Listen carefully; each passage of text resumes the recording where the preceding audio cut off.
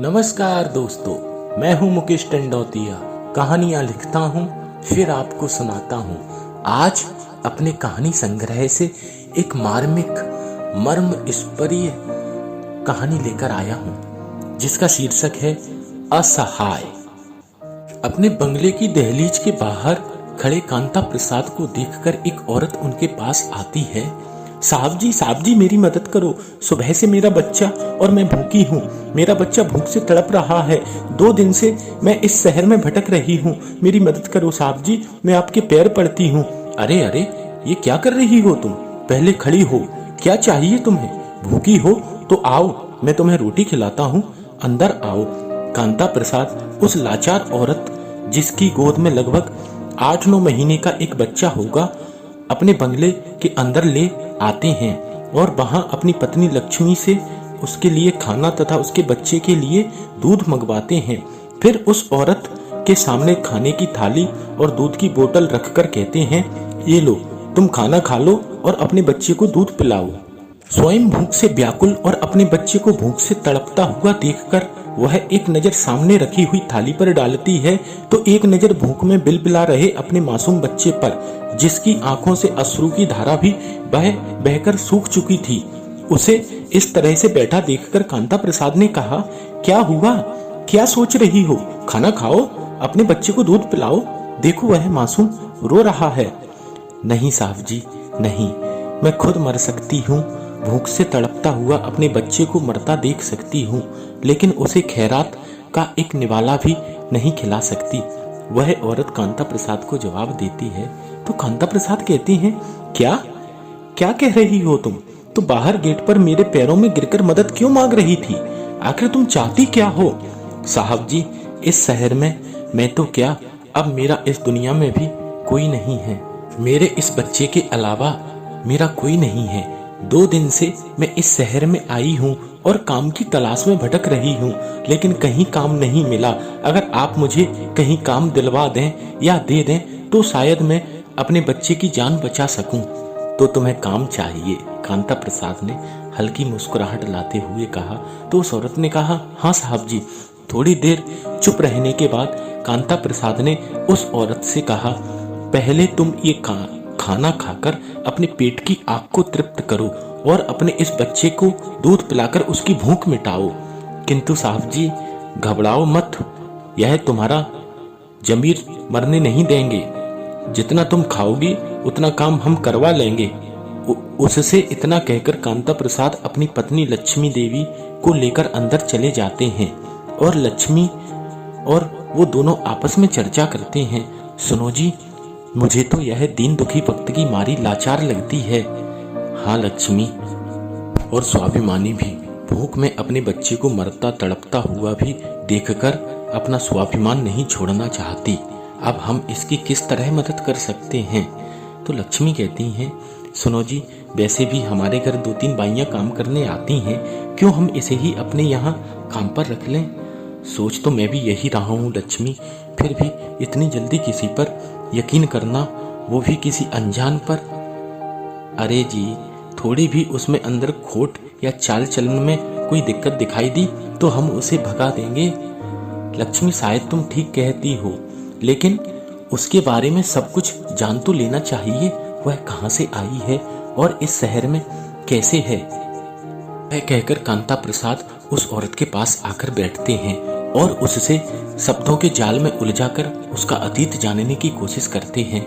तुम्हारा नाम क्या है? किस शहर से हो? मेरा मतलब है कि किस जगह की रहने वाली हो? कोमलता साहब जी, कोमलता नाम है मेरा साहब जी। मैं इस शहर से 50 कोस दूर पीतमपुर गांव की रहने वाली हूँ। जब तुम्हारा गांव है, बच्चा है, फिर तुम्हारा इस दुनिया में कोई नहीं, ऐसा तुम क्यों कह रही हो? साहब जी, कुछ महीनों पहले मेरे पास सब कुछ था। साहब जी, मेरे वक्त ने ऐसी करवट बदली, ना रहा धन दौलत, साया भी ना रहा अपना। मतलब कोमलता, तुम कहना क्या चाहती हो? कहा तो तुम, फिर कुछ ही महीनों में कहाँ गया तुम्हारा सब कुछ? साहब जी, मैं अपने पति के साथ अपने संयुक्त परिवार में खुश रह रही थी। मेरी शादी के 1 साल बाद ही मेरे ये बेटा हुआ। मैं और मेरा पति बहुत खुश थे। उनकी खुशी का तो कोई ठिकाना ही नहीं था। वह बेटा पैदा होने की खुशी में शहर कुछ खरीदारी करने आ रहे थे कि पता नहीं साहब जी हमारी खुशियों को किसकी नजर लगी, या मेरा ये बेटा ही शायद फूटी किस्मत लेकर पैदा हुआ कि उनकी रास्ते में एक दुर्घटना में मौत हो गई और वो मुझे बेसहारा लाचार इस दुनिया की दर दर की ठोकरें खाने के लिए असहाय छोड़कर चले गए। फिर मैंने दुखों से बाहर निकलकर अपनी किस्मत का रोना न रोकर अपने बच्चे को ही अपनी जिंदगी मानकर अपना समय काटने लगी। फिर क्या हुआ कोमलता? फिर इस हाल तक तुम कैसे पहुंची? फिर क्या साहब जी, मेरे ससुराल वाले मुझे प्रताड़ित करने लगे। उनके अत्याचार मुझ पर बढ़ गए। मेरे सास ससुर और देवर ननद मुझे मारते पीटते उल्टा हत्यारन कहते, मेरे पति की मौत का जिम्मेदार मुझे ठहराते और मुझे गालियां दे देकर संबोधित करते। लेकिन मैं सारे जुल्म अपने इस बच्चे की खातिर सहती रहती। फिर वह दिन आ गया जब मेरे ससुराल वालों ने मुझे मेरे इस 8 महीने के बच्चे के साथ घर से ही नहीं बल्कि पूरे गांव से चोटी पकड़कर घसीटते हुए बाहर निकाल दिया। पूरे गांव भर में मुझ लाचार का साथ किसी ने नहीं दिया साहब जी। उल्टा सब मेरा तमाशा देखकर हंस रहे थे। अब मैं अपने बच्चे के साथ गांव से बाहर खड़ी सोच रही कि कहां जाऊं।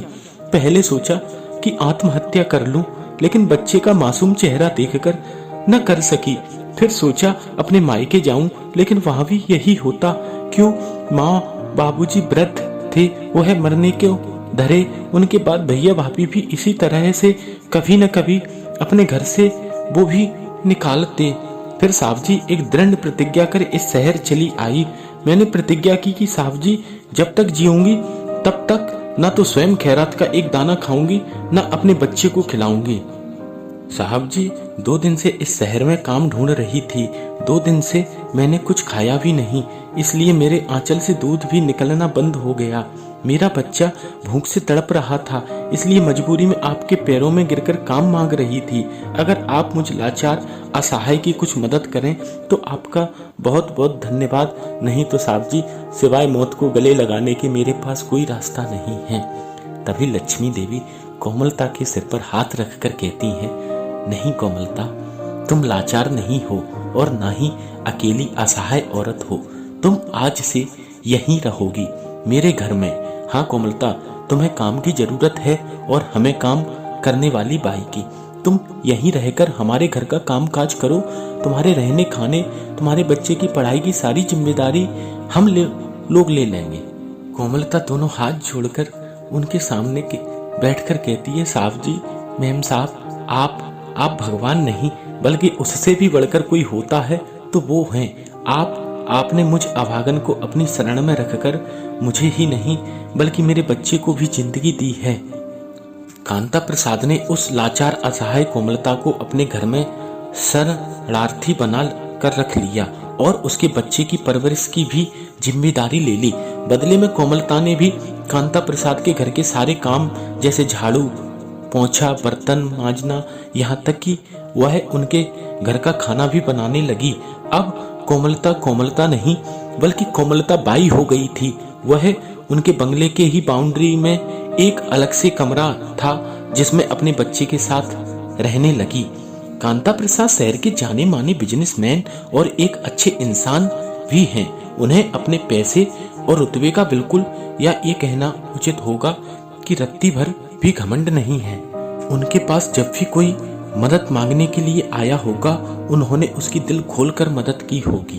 कभी दूसरों की मदद में उन्होंने अपने हाथ पीछे नहीं खींचे। नमस्कार दोस्तों, इस कहानी का अगला पार्ट मैं बहुत जल्द लेकर आऊंगा। क्या होगा कोमलता बाई के साथ? क्या कांता प्रसाद के घर में वह सुरक्षित है? क्या वह अपने बच्चे को पढ़ा लिखाकर बड़ा आदमी बना सकती है? क्या उसकी जिंदगी अब सरल और सहज हो गई है?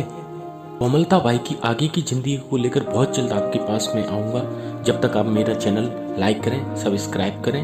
धन्यवाद।